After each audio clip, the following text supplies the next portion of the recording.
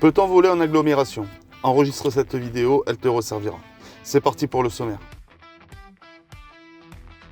Le vol en ville est interdit. Il y a certaines tolérances que nous allons voir sur cette vidéo. Donc déjà, qu'est-ce que c'est une agglo? Donc on considère qu'une agglomération est un espace regroupant des bâtiments les uns des autres. Il est possible de voler en ville, mais uniquement dans les propriétés privées, avec l'accord, bien sûr, du propriétaire, en respectant la règle du 1 pour 1 qu'on va voir tout de suite.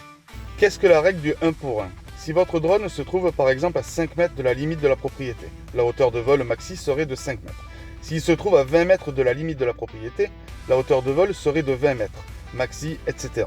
Je rappelle que c'est une règle de bonne pratique, qui n'est pas obligatoire. Réglementairement, rien n'interdit à un télépilote de voler à 120 mètres de hauteur au-dessus de l'espace privé en agglomération, à partir du moment où il ne génère pas de risque pour les tiers. Les classes de drones autorisées pour voler en espace privé en agglomération sont le C0, C1 et C2 sous certaines conditions. Attention, bon à savoir, les vols dans les copropriétés ne sont pas autorisés dans la mesure où elles accueillent du public. Il est possible de faire une dérogation pour les professionnels. Pour cela, il faut remplir le CERFA 15 476 02, déclaration d'un vol en zone peuplée. Et attention, il est formellement interdit de voler sur Paris. Paris étant une zone P23, tout vol dans l'espace public ou privé est interdit. Voici quelques adresses utiles. Si vous avez des questions, n'hésitez pas à les poser en commentaire. Allez, salut!